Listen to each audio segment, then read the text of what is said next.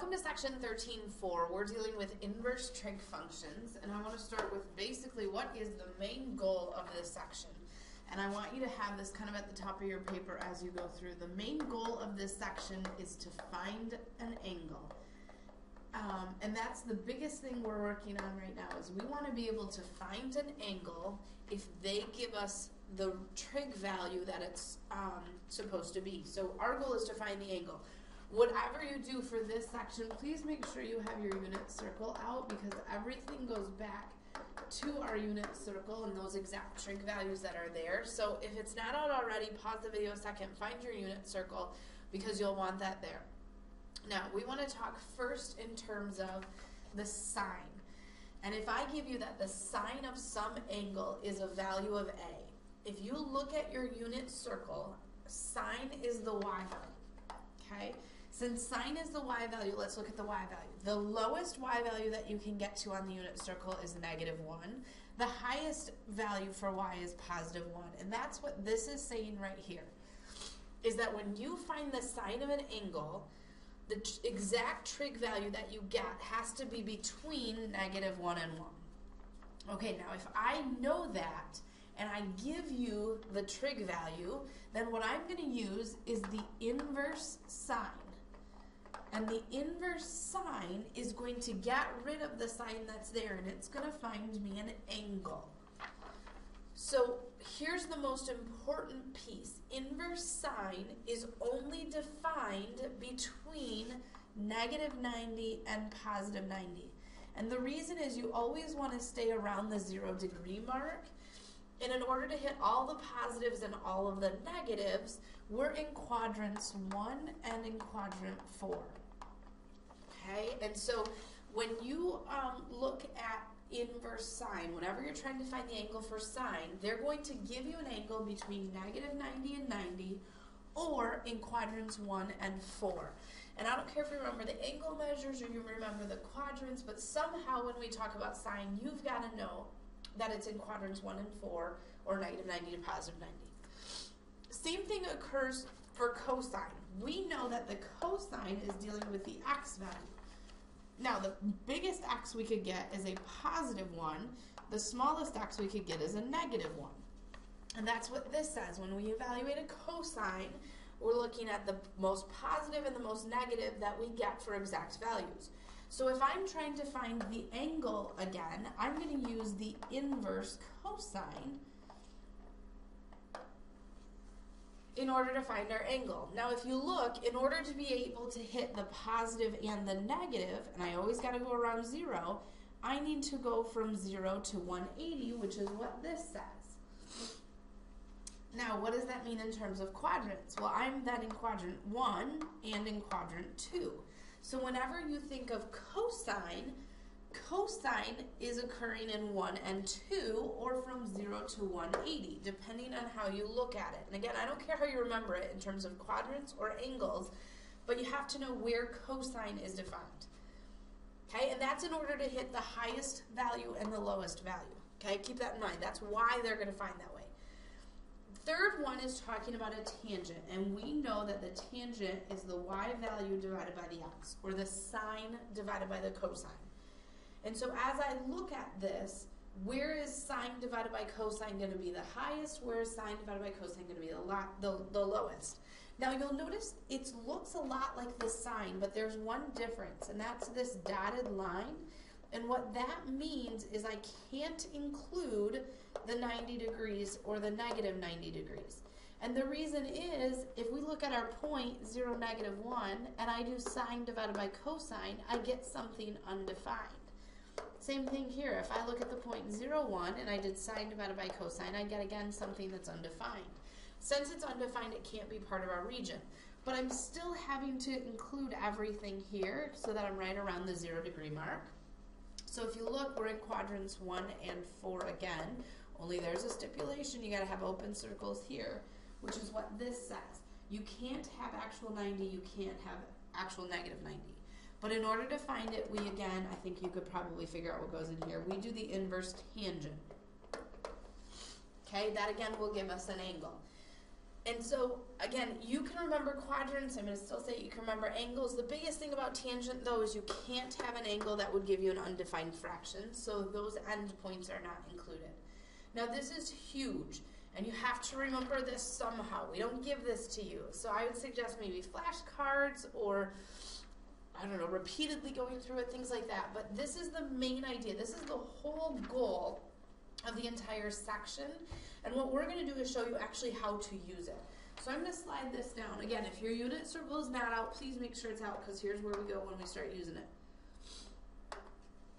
All right, we now ask you to evaluate an inverse. And you'll notice there's this cosine to the -1. That means inverse.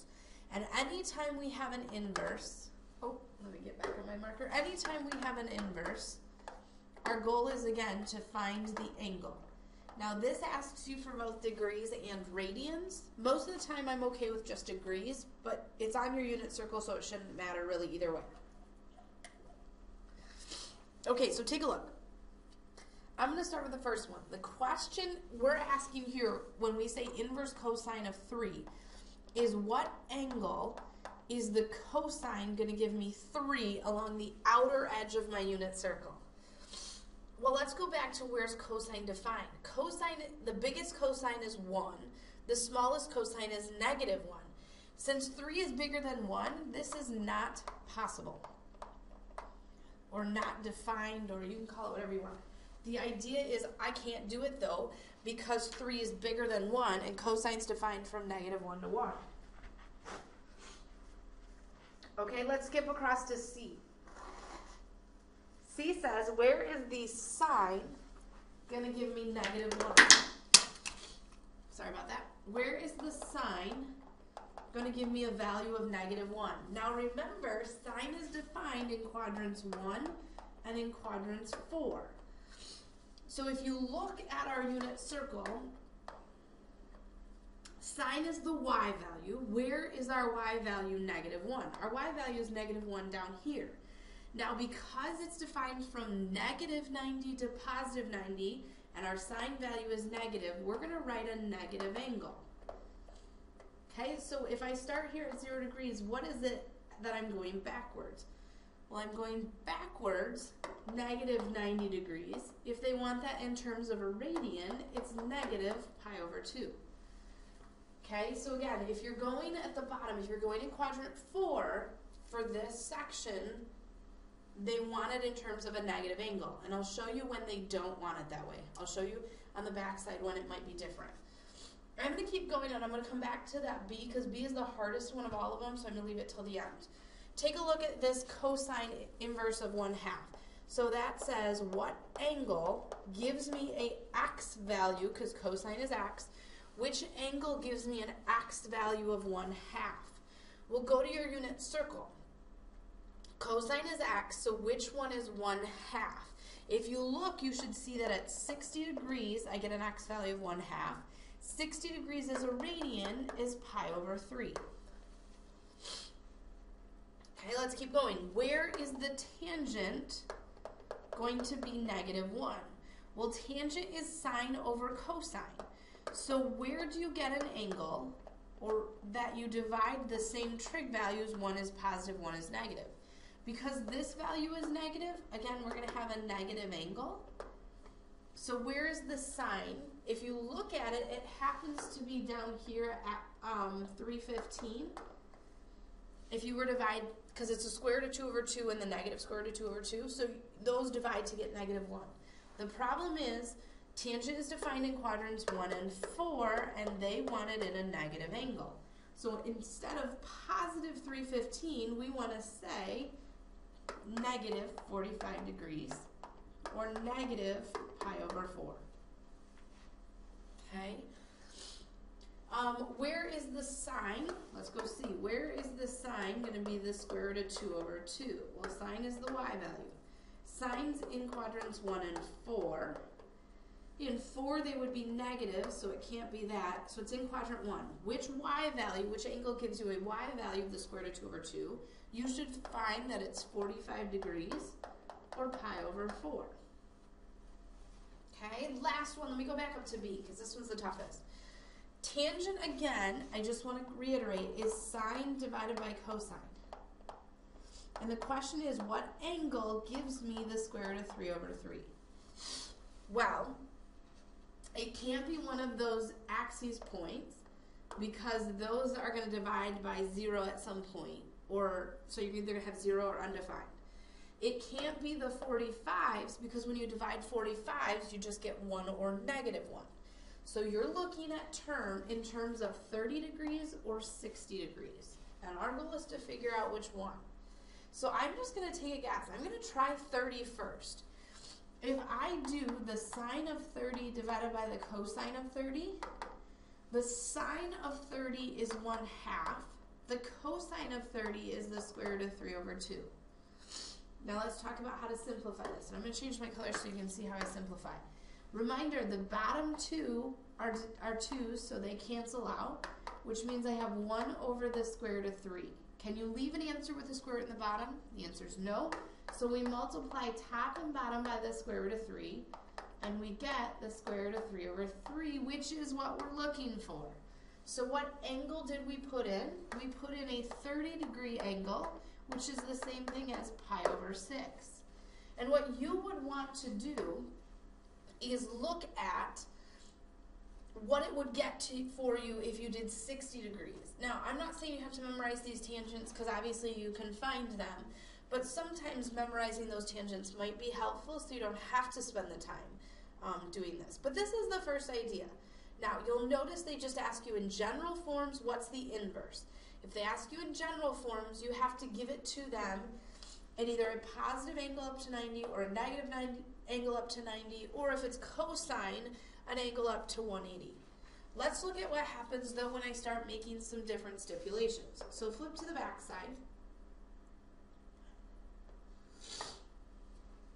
Alright, I want to start with the first one. Okay? If you look, they give you the cosine of an angle is 2 over 5. So how do I find this angle? In order to find the angle, I do an inverse cosine of 2 over 5. Now to put this inverse in your calculator, if you look right above your cosine button, it should say cosine -1, and I think you use your second button to get there. So just hit second cosine and then 2 over 5. I want to round our answers to the nearest 10. And what you end up getting is about 66.4 degrees. Now remember, they're going to give you an angle in either quadrants 1 or 2 because it's cosine. They gave us an angle that's in quadrant 1 as of right now. The question is, what answer am I looking for? Well, I'm looking for an angle in the 4th quadrant, from 270 to 360. So what I'm going to do is I'm going to draw a picture, and I'm going to use my idea of a reference angle to get my way around, which is what we did in 13.3. Now, 66.4 is like right here. If I want to get that in the 4th quadrant, I can basically reflect that over this x-axis, right? I can use this reference angle here of 66.4 degrees. And now my question is, okay, because they're asking for an angle between 270 and 360, they're saying I want a positive angle. Now, if they said between 0 and -90, you would say -66.4. But because they're giving it to you like this, they want a positive angle. So let's talk about what this whole angle is, because that's really what they're doing. The easiest way, we said, if we give you an angle in the 4th quadrant, the way to find the angle is to take 360 minus our 66.4, and that will give us our entire angle. What you end up getting then is 293.6 degrees. You want to verify before you actually circle your answer that that's between 270 and 360, but as you see it is, that's the answer we're looking for. They don't really want this answer. You just have to use this answer to get it, the angle that they're looking for. Okay, so let's try another one. Tangent of an angle is 4.7. Okay, if I do the inverse tangent of 4.7, I get an angle that's about 78 degrees, and I don't write the 10th, so it must round up. Now, the question is, They gave you an angle in quadrants 1 or 4. As you look at it, because the value is positive, your angle is going to be positive in quadrants 1. Where do I want it though? This is in quadrant 3. So I again have to draw a picture, and 78 degrees is like right here. Now my goal is to get it though down in this quadrant down here in quadrant 3. So I'm going to use my idea of a reference angle. Let me change colors so we can see it. What that means is I'm going to go and reflect it this way. This is also 78 degrees. But then I can do the same thing down here. This is 78 degrees. Now the question is, if I start at my positive x-axis like I always do with my initial side, what is all of this? And I'm ending at this line right here. Well, if you notice, I went a full 180 to get to the negative x-axis plus an additional 78. So in order to find it, I'm going to take 180 plus 78, and I'm going to end up getting 258 degrees. And so we're using our idea of a reference angle to get us around so that we can write it in the way they want it. If they don't give you this stipulation, then we would have said leave 78 degrees. Or if it would have been negative, we would have written negative 78 degrees. But because they gave a stipulation, they actually want you to write your angle in that area. Okay? Now let's go with some of the questions that you would have done in geometry and go back through some of those again, just to make sure we're all on the same page here. Let's see if I can get all three. There we go. This is a question we would have given you in Geo, where we gave you two sides of the triangle and our angle. And the goal is to find the angle. Whatever you do, I would label your sides. We know that 13 is the hypotenuse, and we know that 5 is the opposite. So what trig value uses opposite and hypotenuse? Well, it's sine. So we take the sine of an angle is 5 over 13. And once you set up your original problem, now how do you find the angle? Well, we use the inverse. So the angle is the inverse sine of 5 over 13. Because this is positive, it's going to get us an angle in quadrant 1, which is what we want. We need a positive angle.